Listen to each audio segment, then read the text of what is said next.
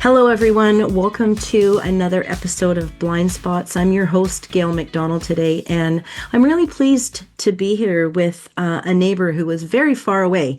I'm in Western Canada, and she is in the Eastern States, and I just love this thing about social media where we get to network and we get to meet people from all over the planet, and it's just really fantastic. So I'd like to welcome Erin Treacy today. Erin is a leadership and business coach who works with high performers navigating pressure, responsibility, and the unseen patterns that shape how they lead and live.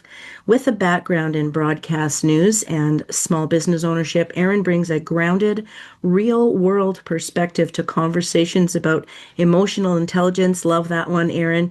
Self awareness and sustainable growth. Her work focuses on helping people notice the blind spots. Thank you for that, Erin, that keep them stuck, especially the beliefs around worth, control, and responsibility.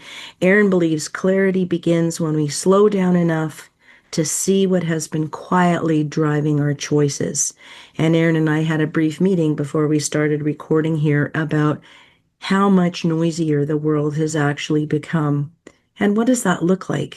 How do we have the control to settle ourselves down and really take a look at what's going on around us? So today we have the expert here that is going to give us some information about what her work is and how Erin actually supports people with slowing down somewhat. And I can't wait to hear Erin, because I think I need to slow down sometimes too. I say I'm going to do it, and then I give it my best shot, and then all of a sudden I'm amped up going, how did I sign up for this? Right? So it's very common. Yes. So Erin, welcome. Thank you so much. It's really a pleasure to meet you. It's our first time chatting, and I'm very, very grateful that the initiative was taken, and here we are today. So welcome to Blind Spots. Thank you so much. Yeah, I was excited about this. I love the name of the podcast, and it's just one of those that jumped out to me and went, this is exactly the type of thing we need to hear that maybe we're not always aware of. How true is that? So many Yeah. things in life we're not aware of. Yeah. Yeah, for Well, sure. and that's why they are blind spots. Mm-hmm. That's, but it's, when you start to have that kind of gut of, I need, like, something's off, something's weird, and Yeah. start to try to find those blind spots and where they are and what we're not aware of. And Mm-hmm. that's where that slow down, that pause comes Mm-hmm. so handy Mm-hmm. in being able, if you're constantly busy and you're constantly spinning and you're constantly swirling and the thousands of things we have going on, how do you ever find your road down the maze? Like, if you're that busy, Mm-hmm. you can't see the road. You can't Mm-hmm. find Mm-hmm. it. It's like looking at a map from, 100 miles away. Well, Mm-hmm. yeah, you're not going to find a way out. You're just going to see all those colors and lines all over. Mm-hmm. Mm-hmm. Yeah, I'm thinking right now of, you mentioned, going down the road, and it's like a car.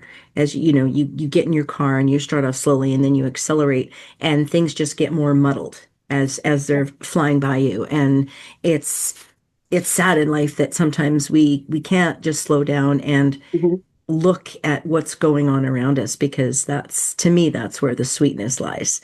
It So, is. yeah, everyone has a story about how they got motivated to get into what they do. I'd love to hear yours. I'm sure our audience would as well. Pretty darn impressive. And when I saw the part about you being a producer, and I'm like, whoa, oh my gosh, how am I going to compare with that? You were in broadcasting. It's like, oh dear, I better be on my best today for sure. But yeah, No, I think it means the opposite. It means that the person on the other side is going to go, I know exactly what seat you're in. I know what that feels like. And I right. know I don't need to give a pointer Yeah, or judge it. It's, I've sat in the seat. I know yeah. what it is. I am going to be as the easiest laid back in that department. Because I Excellent. know, right? Like, Yeah. if we know the seat somebody sits in, Hmm. it makes it a lot easier for us to understand and Yeah. let them do what we know they need to do to get all of the things together for Right. something like this. Yeah, So yeah, exactly. I'm Yeah. easy. Yeah, great. I love easy. I'm easy too. Yeah, so Erin, what brought you to do what you're doing? And your story is on the website, which I really appreciated. And one statement that stood out for me there was that what we just spoke about is the noise. You started Erin Treacy Coaching Mhm. because you stated that you knew how easy it is to lose yourself in the noise. Tell us And I about did. that. Mm-hmm. I did lose myself. I worked in television for many years, got out of Mm-hmm. television, did a couple of other things, and then ultimately ended up back in a family business. We owned restaurants, a couple of different restaurant, the same restaurant, but in different locations, so Mm-hmm. multiple locations.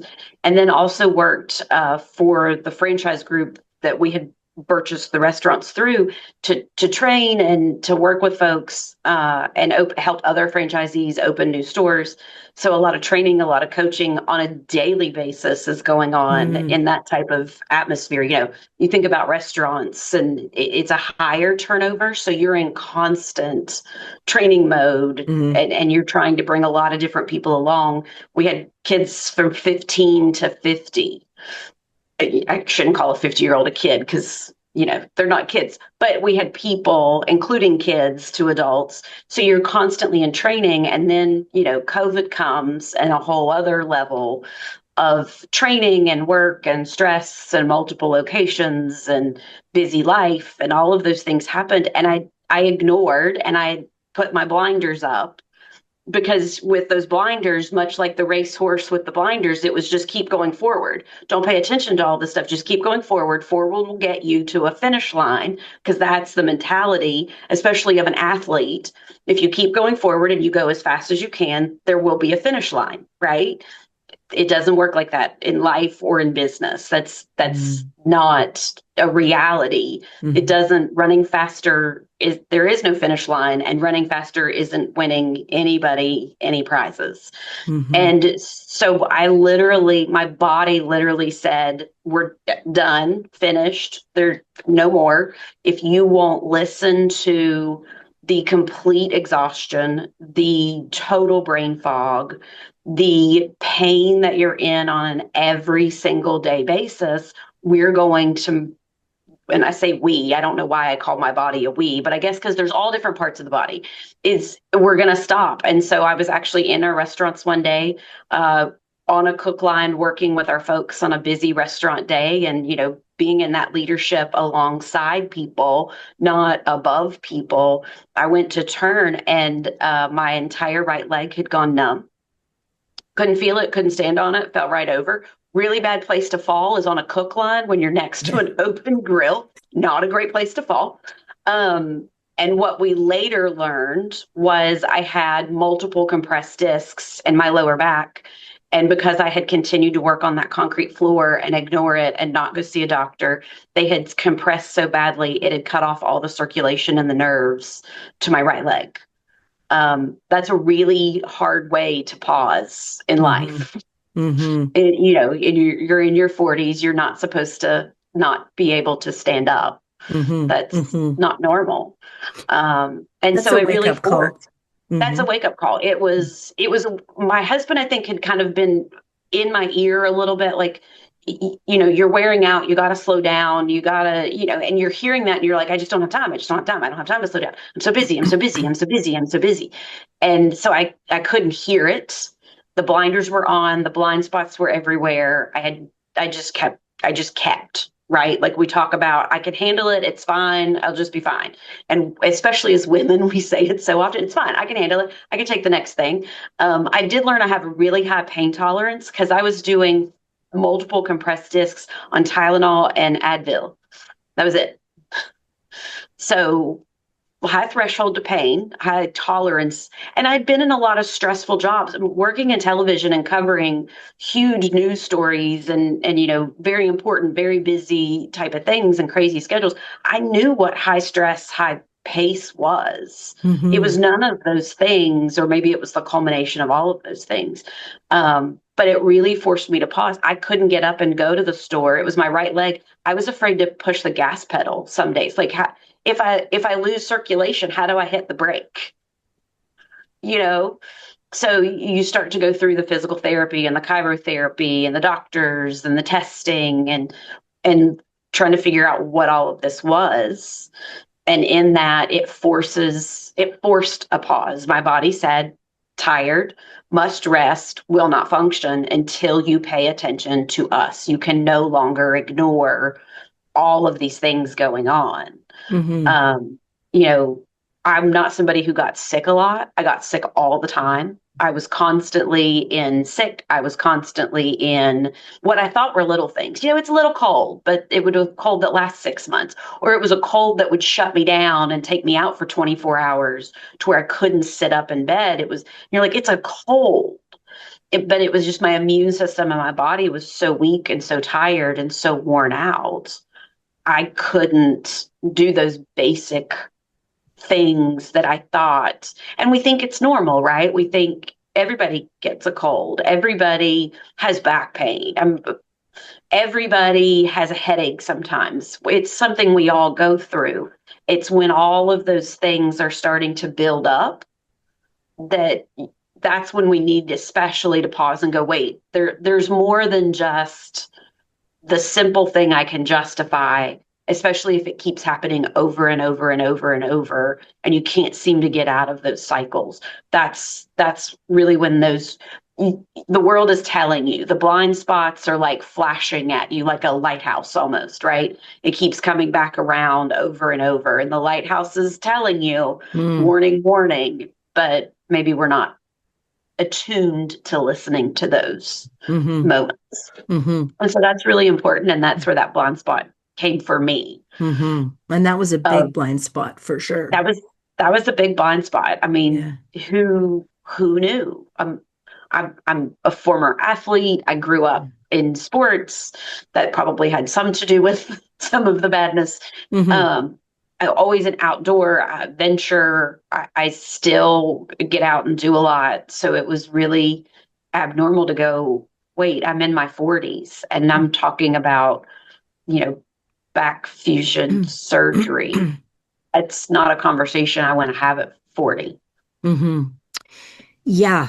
Wow. Well, Mhm. you've probably explained 75% of the population, if not more. And the by the time the symptoms show up of whatever it is we have, I mean, the condition, the disease, whatever it is, it's been going on for a while, Mhm. which is, It's yeah.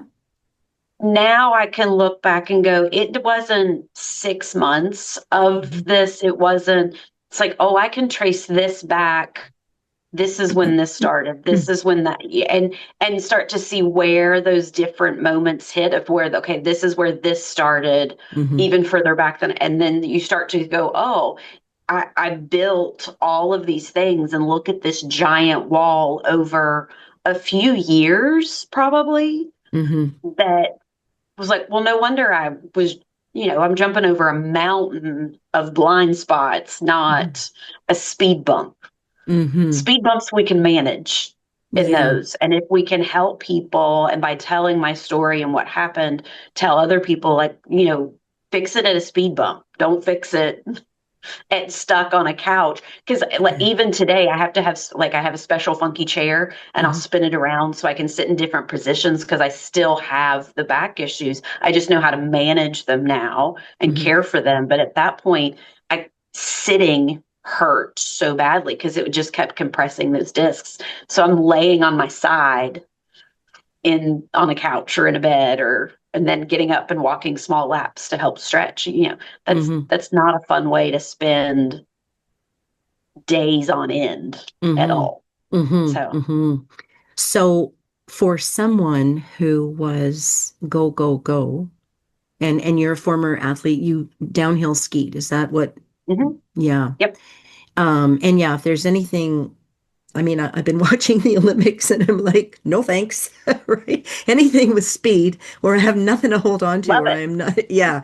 And that's what it is. It's like with, with any downhill activity that includes snow, snowboarding, skiing, you name it. It's just like full speed ahead.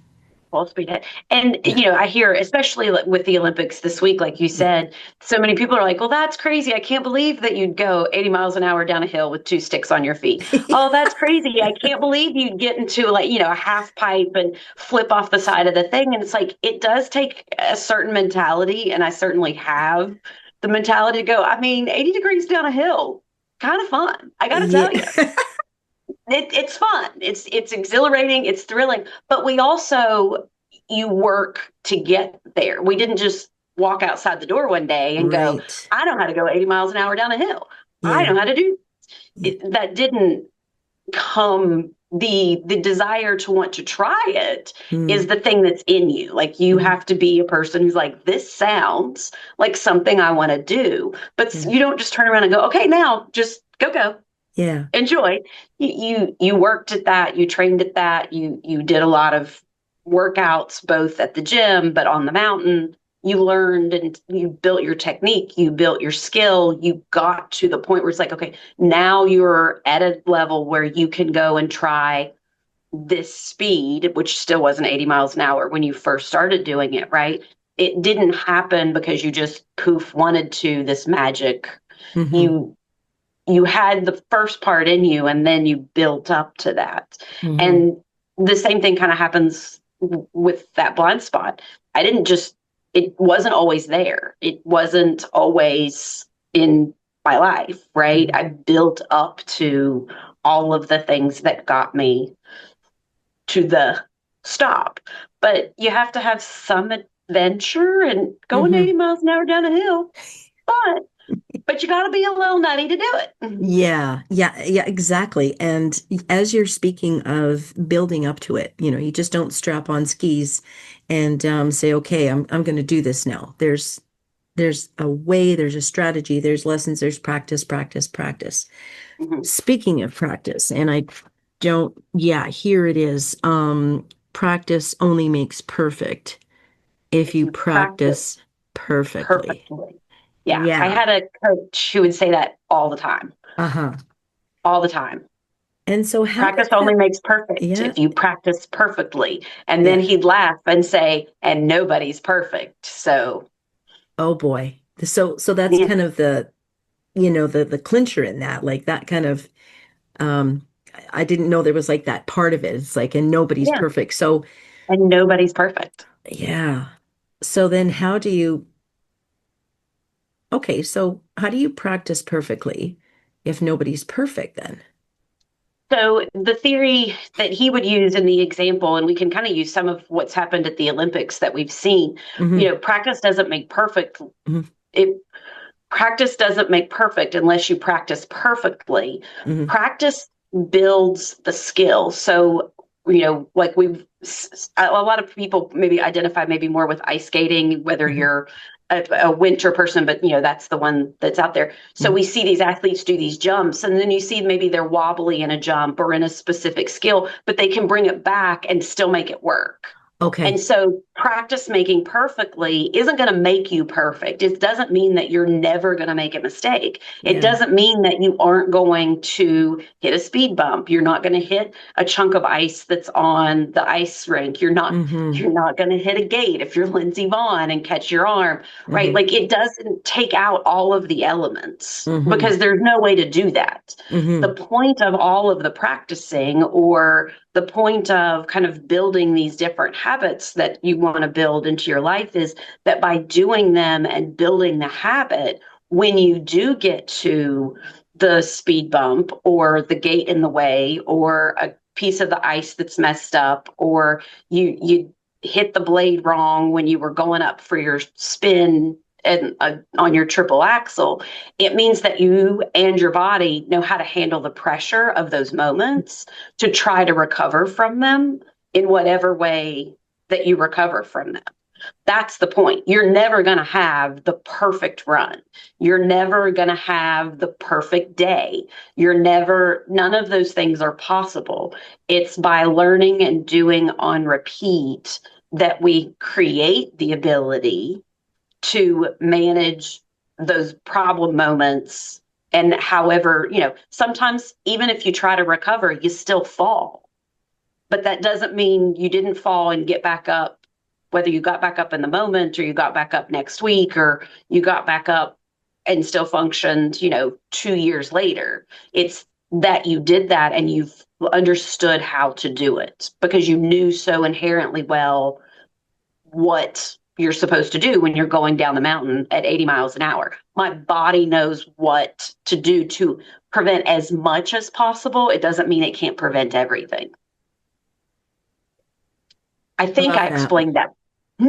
Oh no, it's absolutely perfect. And as you were speaking about that, the word that came to mind a couple of times was resilience.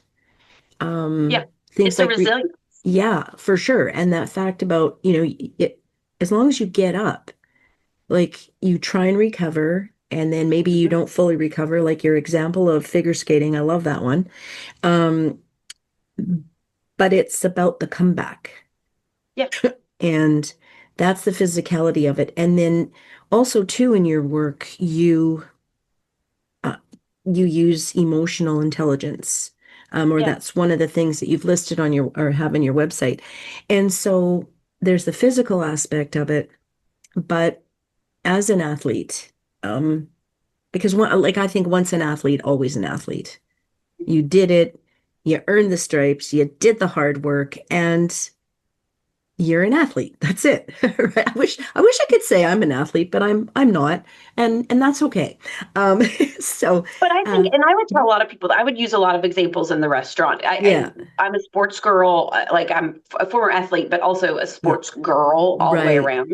right, So I use just a lot of sports analogies because yeah, that's who I am. But yeah, in the restaurant too, I was like, I want athletes, I want student athletes, but I also want the band kid. I also want the theater kid mm-hmm, because you learn a lot of the same skills. You may call them a little bit different. You mm-hmm, may look at them, but it's still that same skill set. You learn that practice, that constant repetition. mm-hmm, So you can take those into 1,000 fields and they are all comparable and you can find ways that they are very the same.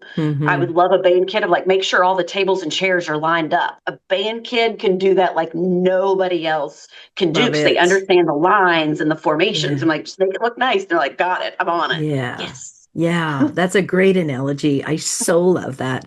You make me think of that show, the football team in England. Oh my gosh. Oh, yes, I know what you're Yeah, talking about. He's yeah, the soccer. Yes. yeah, yeah. Ted Lasso. Yeah, there we go. I love that because his way of coaching was amazing, and he used a lot of analogies and a lot of metaphors and whatnot, right? But again, it's that dedication and it's those personal skills and the emotional intelligence that get us through. Yeah.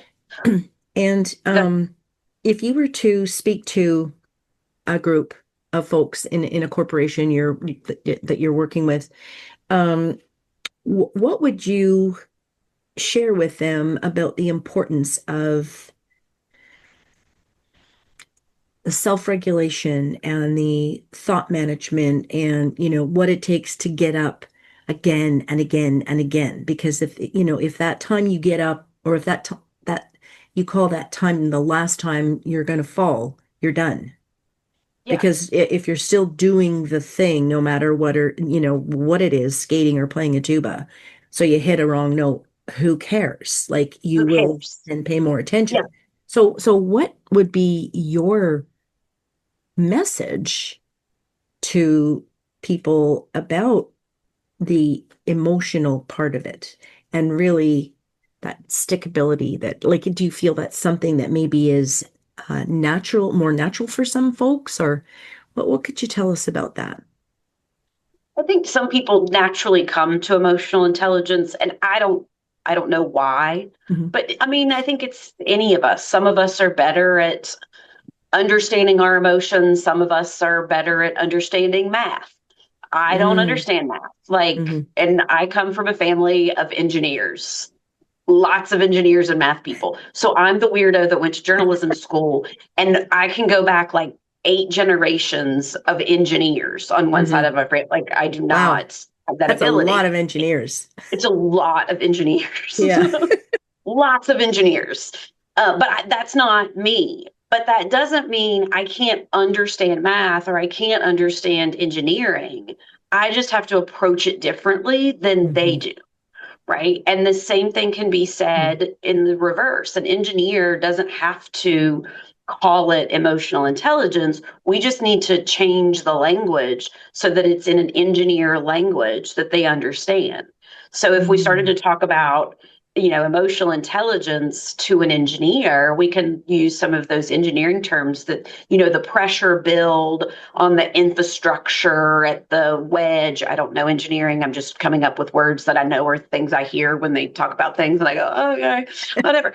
Right? Like if you find those things, we can teach concepts of emotional intelligence so that people are more aware of them and they can actually use them in practicality. And I think a lot of people, when they hear emotional intelligence, they start to throw it over to that fifi language. I'm not into the fluffy, like, Mhm. I actually saw a comment on LinkedIn yesterday and I commented back because it just so drove me nuts. And it was talking about, listening to your employees. And it's like, well, that's just ridiculous. It gets in the way of getting things done. Why do we have to wait for everybody's buy-in? I'm like, that's not listening. Listening isn't buying in. And we need emotional intelligence is knowing the difference. Listening doesn't have to be every single person I need to sit and handhold and have a conversation. Listening and emotional intelligence is being aware of what's being said, but I don't have to respond as the leader or the parent. Like, let's use this at home. I don't have to respond to everything I overhear my kids saying. I don't have to have words.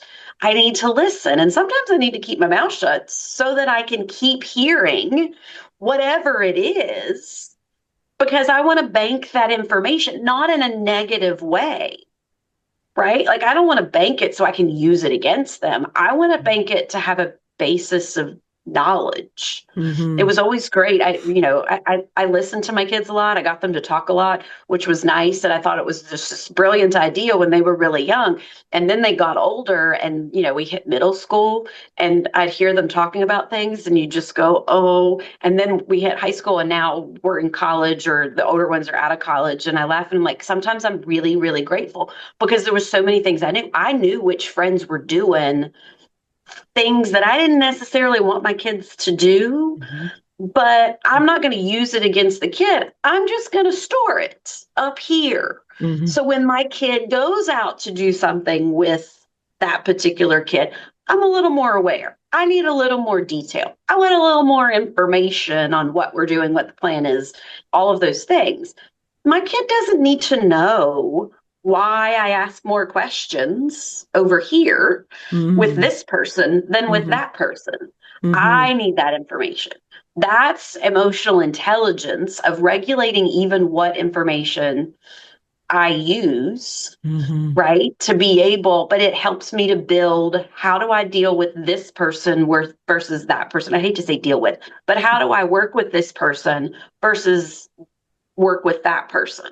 Because they're Mhm. each different. And Mhm. emotional intelligence is being able to help them do that and regulate those emotions. I mean, we can't have, I think we all know, we don't have to teach anybody. We cannot have temper tantrums at work.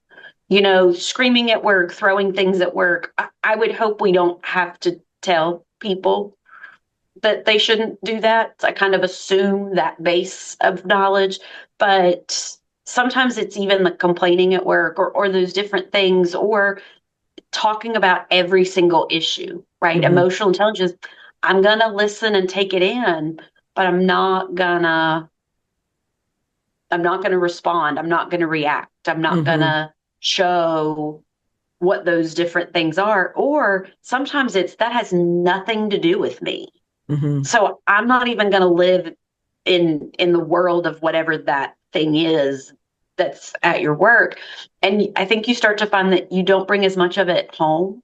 You aren't as frustrated. Like that's teaching people that emotional intelligence will actually help you Mhm. be able to put things down, Mhm. which then takes that crazy schedule that we talk about all the time. I'm crazy busy. And then I start to look at people's schedules and talk to them. I'm like, no, you aren't crazy busy. You're crazy busy in the spinning drama because you're not understanding your own emotional intelligence. You're not spending busy crazy on functional work that moves you forward. You're in the spinning of crazy busy, which is why it feels like that, because you're in the non self-regulating, non understanding what's my business, what's not my business, what's my problem, what's not my problem, what I need to put down versus what I need to pick up. And so emotional intelligence really helps us to do all of those things and to manage them internally and throw them out when they aren't useful to us. And by doing that, you start to send off the same kind of to the people around you, like, yes, she doesn't get involved in this. So maybe that's a good person to go talk to about how do we solve this problem at work, or she's not in the drama of the thing. So maybe that's a good person to go to get help with this thing over here. And so you start to find yourself in a much more peaceful space, problem solving instead of the swirl. So yeah.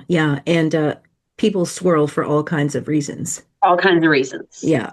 Drama it tends to be the one at the top of the list. I mean, it takes us all. There's a reason we like to watch drama on TV, right? Or on our many platforms that we watch it now, because there's interest and intrigue. And it's like, well, I mean, that's what's interesting. It's like, I mean, I can make a lot of things interesting that don't have to be drama. But I mean, would you rather have the drama and carry it around on your shoulders or in your back like some of us do? I'd rather take that 10-pound weight off. Yeah. Call me crazy. I'd rather take it off. Yeah. And I think of your transition, and yes, it happened in, let's say, micro doses over the years with how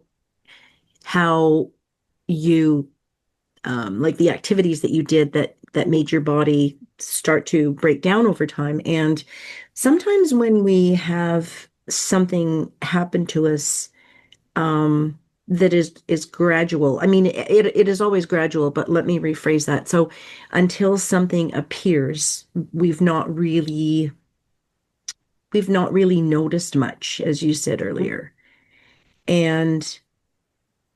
But then there's a diagnosis, and then we go through what we have to go through, and so it's more of a slower transition. But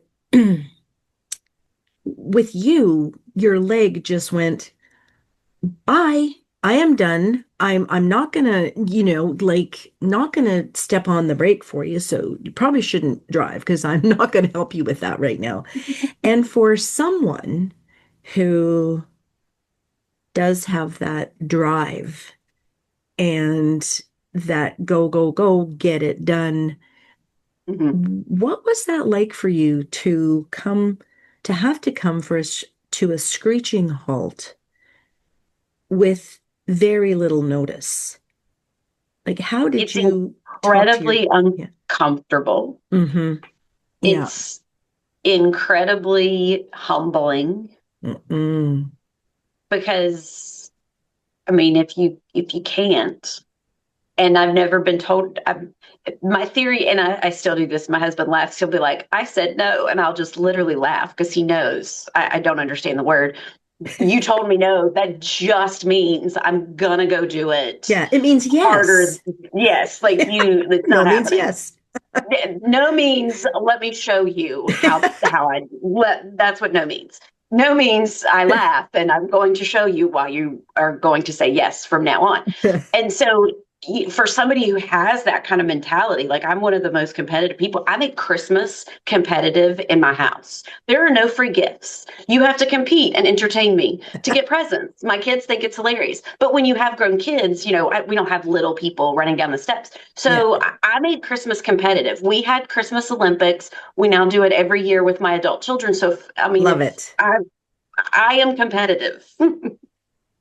So to tell me I can't, and I knew I couldn't, not because I wasn't, my brain said, sure you can. You can figure out how to run a restaurant from the couch, can't you? Mm. Sure, you can run a whole restaurant from home without Mhm. walking in the door. You cannot do that. Yeah. It won't work. Like there are a lot. I work from home now. I can work from home Mhm. and do this. I Mhm. could not work in a restaurant. So you're incredibly uncomfortable. You are in this constant, like almost like a twitching. It's like watching an addict come off of a drug. Like it was like, I got to do something. What am I going to do? What am I going to do? I got to do something. What am I going to do? Right. And so it's that same concept because we are addicted to work, to busy, to the things. And so it was a little bit of a detox. And when you kind of got through the fog and the fuzz and that cloud of those things started to lift, it was okay, what I'm going to get better. That's not a question. Mhm. But now you have all the doctors who are like, this is how your body's going to get better. But there wasn't a lot of people that I knew that had been through burnout, or even, I didn't even know to call it burnout. Like, I could not have told you that that's what it was. It was my body broke. That's what it Mhm. was. Mhm. And actually gone to a conference. We'd closed our restaurants and kind of made those decisions that this isn't going to work, and move out of that. And I was at a women's conference here where we live. And Nicole Kidman was actually the guest speaker. And they asked her about the burnout that she had lived in her life, which I didn't know about. I knew nothing about that background. And she started talking about it and the emotion of it, and how her friends had found her in the bottom of her shower, crying, sad, couldn't function, couldn't move. And it was them who really rallied around and was like, this is what burnout is. And she talked about it in such a personal way. And it was that moment that I went, oh my gosh, Mhm. all of those things I identify, all of those things. I had no idea that that's what it was until that moment. But it's also about in our blind spots, we can hear something 1,000 times, but it takes 1,001 because we have to be ready to receive whatever the message is. So I may have heard burnout. I don't recall hearing it. I probably did, but it was her sitting in that moment and talking about it, and that lived experience that I went, all of those things. And I came home and I, started looking it up and reading it. And my husband got home from work, like, look, I have burnout. I figured it out. And, then you're kind of happy. You're like, I have a framework of something to work from, because now Mhm. I knew what my physical problem was. Mhm. I didn't know how to fix all of the things around the physical problem that caused the problem. Mhm. Mhm. And it was hearing it from her and her saying that here in my little town in West Virginia, that really kind of turned okay, burnout. This is what this is. I can figure this out. I have spaces. And there weren't a lot of people who talk about it, at least Mhm. around me. Mhm. So to be able to find people and find resources and go online and reach out to podcasts and coaches and different people, and athlete coaching, that connection, I can do all those things. Mhm. And so it was living through, okay, this is what discomfort looks like.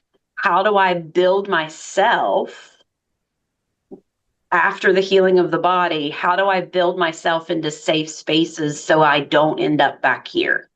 I refuse to have back surgery. I refuse to. So, what are the real practical ways I can do that? And that's where that resilience starts to build up, as you Mhm. have knowledge to be able to do that. Like, I do not wear, and I haven't for years, smartwatches. Like, I don't wear them because they cause more crazy Mhm. than they have ever helped. That buzzing constantly just makes you feel in that constant, it's part of that addiction of work. And by taking it off, it really lets me connect when I'm in each moment. Like I don't have to worry about it buzzing or what it is. And it's usually, a news alert or a notification that I don't need Mhm. when I'm sitting having a conversation like this, when I'm with a coaching client, when I'm at dinner with my husband, when I'm doing something with my kids. I don't need that watch to have to do that, it disconnects me. So Mm-hmm. finding all of those things that disconnect you from what you want to do, and when the time's to be able to put it back into your life, like that was one of those comfort to process system building to help you, make those next steps. Mm-hmm. Mm-hmm. So true about devices. And I also heard from a wise person is if you're always saying yes to these certain things that pull you away, what else are you saying no to in life? Yeah. The more joyful And things. no is not a bad word. Mm-hmm. It's not, we think it is, we act like it is, but why is no wrong? You Wow. know, That's a book title. why Why is no wrong?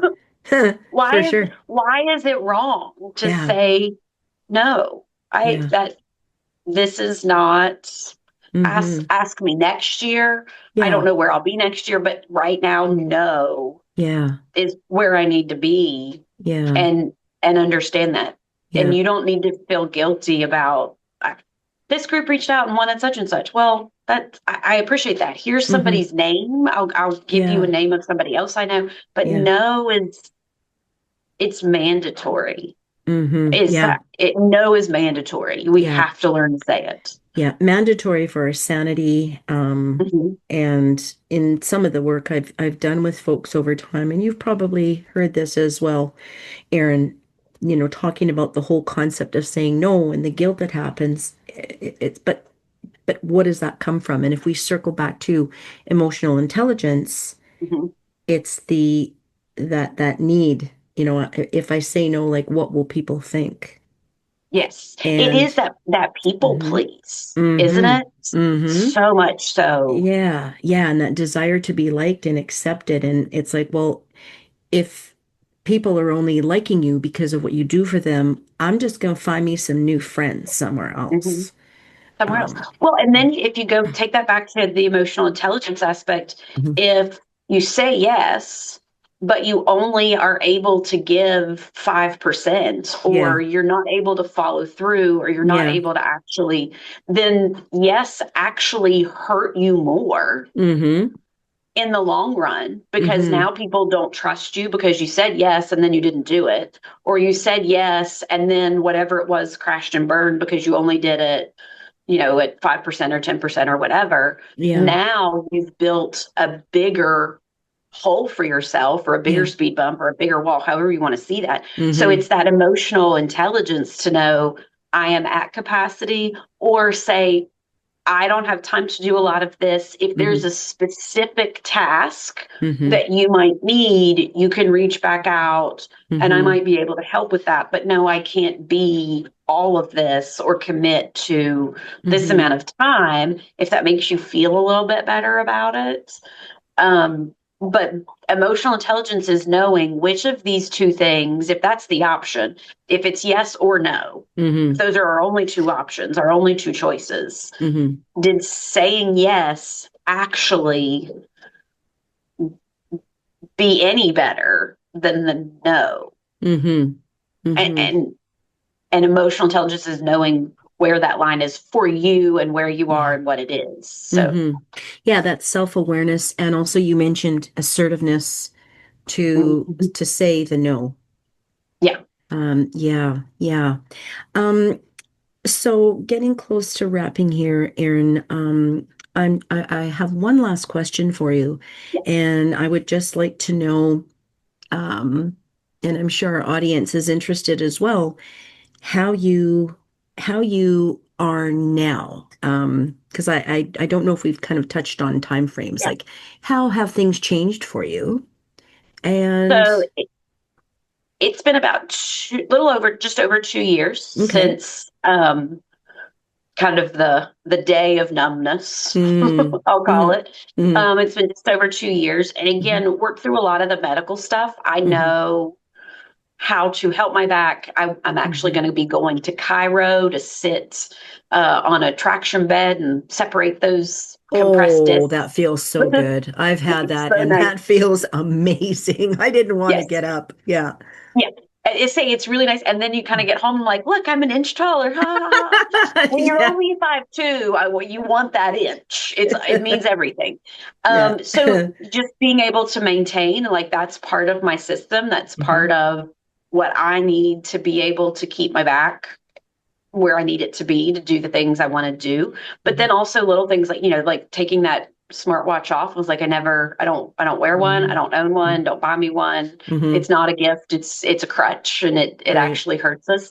And then building other kind of, not huge habits were built in a day, but starting those small habits of, Hmm. I'm going to put my phone down in the other room with the ringer off Hmm. so that it's away from me for whatever period of time, or Hmm. it's not, just whatever those little things were. That was a big one for me, because I was like, no, but what if they need me? What if they need me? I've got to have my phone, and they didn't need me. Or if they did, you'd look at the text and go, this is not a text that needs a response in the next 30 seconds. I'm allowed to have this hour or whatever. My husband and I will plan trips that are even like, where can we go that cell phone service is not an option? Like that's Yeah. on the list of Yeah. criteria. Yeah. We do a good bit of hiking. We love hiking. West Virginia is amazing for hiking. Uh, Canada, amazing for hiking. Banff is on our list of amazing Oh, hiking do spots. come. You'll love it. Oh, Yeah. it's on the list Yeah. because I absolutely love it. So that's a good one, but it's also good physical therapy, natural physical therapy for me. Yeah. So even if it's for the day, but Yeah. sometimes it may be turn the ringer off on the hike to be able to do that. Go to places where Yeah. there's no cell phone service, Yeah. or whatever your kind of thing is. And then Hmm. I talk to people a lot about it. It's like if you notice in your house, there's like that corner or that drawer of stuff you've just thrown in there, or like Hmm. at the office, there's like a corner that's just piled up with the stuff, and Hmm. you've walked past it for like 3 years and never paid attention to what's in it, right? Those are the problems we're avoiding. So that's probably the thing Mm. we need to pay the most attention That's a great to. analogy. Oh, yeah. Yeah. Uh, so it's little things like that. My husband, he loves me when I tell this story. It's picking my battles. Mm. I despise laundry. It is the thing I despise more than anything in life. I hate it. I just no, You're not no. alone. I hate it. I'm not alone. But my husband pseudo enjoys laundry. It's like that's his thinking spot is like folding Ah, clothes. okay. That's Yeah. that's his thinking spot. Well, Yeah. he's left-handed. I am right-handed. So all of my shirts are folded backwards. All of them. They're all folded backwards because they're folded to a lefty, not to a righty. Ah, They're okay. often inside out and backwards. Yeah. And so one day I said something to him. And it's like, Jimmy, like they're all, and he says, so your choices are you can do it yourself, Hmm. or you can be okay with it being backwards. I, it's an amazing analogy in life, in work, in leadership, Yeah. wherever. Does it matter that the shirt is folded backwards? Hmm. No, that's learning to put things down. I don't have to do the laundry that I despise. He will Yeah. do the laundry, but I got to keep my mouth shut. Yeah. Not saying a word that it's backwards. Don't Yeah. care that it's backwards. It doesn't affect, did the laundry get washed? Did it get folded? Sometimes he'll even put it away for me. Right? Like That that's, is awesome. Yeah. and so you take that same lesson and start Yeah. to apply it. Does does it matter that they did it with a red pen versus a blue pen? Does it matter that it's Right. this versus, did it get done and I Yeah. didn't have to do it? Yeah. Yeah. And you start to find peace in those moments. You know what? No, I'm Yeah. going to go, thank you so much for doing the laundry that I Hmm. didn't have to do, and Hmm. being so appreciative of that. And that's where you start to get out of those swirls. You Yeah. can start to see, okay, laundry's done. I didn't have to do that. What can I do with that time or that moment Hmm. or those things?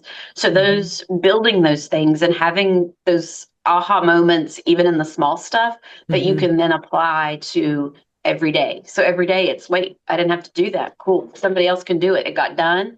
It's Hmm. done well. It may not be my way, but it's done. Hmm. Hmm. Well, leaving on that note, brings me such joy. I do have a basket of laundry folded in my bedroom to put away, and likely I'll have worn half the clothes in it by the time, I Hmm. get around to putting them away. I'll have to wash them again. Yes.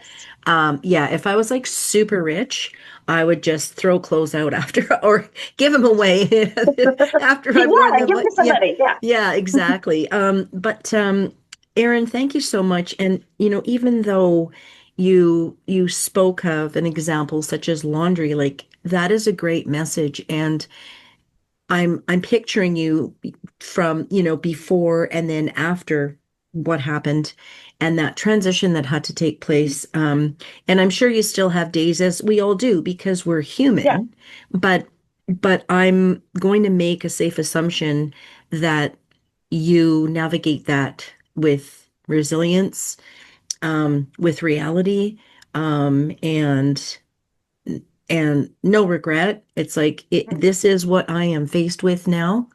And I'm really hoping my wish for everyone today is that they walk away with something because I know for myself over the decades of, my self-development journey and my career, I would go to seminars and I'd hear these amazing people and I would do the work and then it just didn't land. It just didn't stick Mhm. until such time as maybe I got hit in the face with a brick and then Yep. went, oh, that needs to change. Hmm. Or sometimes I'd get hit in the face with the brick and I still didn't change until I got hit a couple more times. Yeah. And that's the biggest question for me about humans in general is like we hear it, we know it, it's all over the internet, it's everywhere. There's speakers, there's thousands of books, and yet we're still ending up in emergency. We're ending up having to go to physio. And there is an author I do love, Gabor Mate, and I haven't read the book yet, but I've read another one of his books, but this one is about when the body says no. He's a physician and he talks about that very thing. Like we just really need to think things through as to how we're managing our lives. And thank you so much. And is there any one last tidbit that you could share with the audience that just might change someone's life a little tiny bit for the I, better? I I always go back to we talked about practice perfectly. Hmm. Nobody's perfect. Just Hmm. because today you fell or stumbled or Hmm. whatever doesn't mean you can't start again as soon as you get up. Hmm. And what when and how you get up is Hmm. yours. Hmm. There's not a timeline, there's not a requirement, there's not a must. Do it this way. Yeah. Fold the shirt inside out, fold the shirt backwards. Yeah. The part is figuring out how you get up, Hmm. but maybe you need to sit there for a minute, sit in the discomfort, sit in the uncertainty, Hmm. and kind of go, okay, when I get up, this is what I'm going to do different, or Hmm. maybe go look up for maybe it's growth, maybe it's knowledge, maybe it's get up, fight again. But Yeah. however that path goes, doing it in those pauses helps you to take those blinders off and see Hmm. the speed bumps ahead. Yeah. Yeah. And prepare for a little bit of cushioning, Yeah. maybe a strategy, right? Yeah. Yeah, And we're not exactly. perfect. So we're gonna fall. Like the Yeah. expectation is not, I am so good, I'm not going Mm. to Hmm. fall. Hmm. My expectation is I'm gonna fall, but Yeah. how do I get up? Right, right. And we get better and better at it as, Hmm. the more times we fall, which is Absolutely. another four-letter word for fall, right? Hmm. It's about that. There's a story online about I see a hole, and it's about walking down the street. I see a hole, I fall in.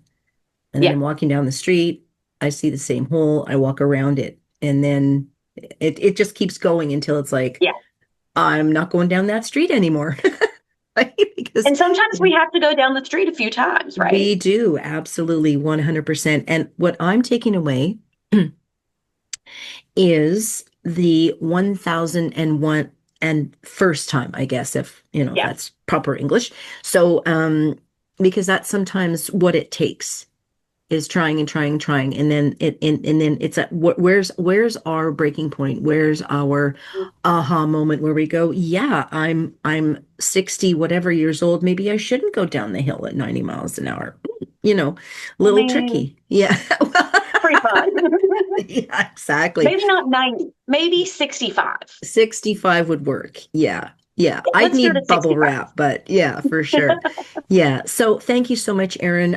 Your contact info is very simply your name. We can find you at Erin Treacy, Treacy That is me. coaching. CoachErinTracy.com. And Okay. then on Facebook and Instagram, just Mhm. at Coach Erin Treacy, just to keep it Perfect. all simple and smooth, Yeah, easy nice and peasy. easy. Yeah, you betcha. So we'll have that all posted on YouTube notes. And thank you once again Thank for you. This was joining me. fun. Yeah, I really quite enjoyed it. I love your metaphors. They're great. And you give Ted Lasso a run for his money. Yes. Yeah, definitely. And all the best with your healing and your future career aspirations and whatever else you got going on. Thank you so much. Thanks to the audience for showing up and listening to Erin and myself. And we'll see you once again soon on Blind Spots. Take care, everyone. Have a great day. Thanks, Erin. Thank you. Bye-bye.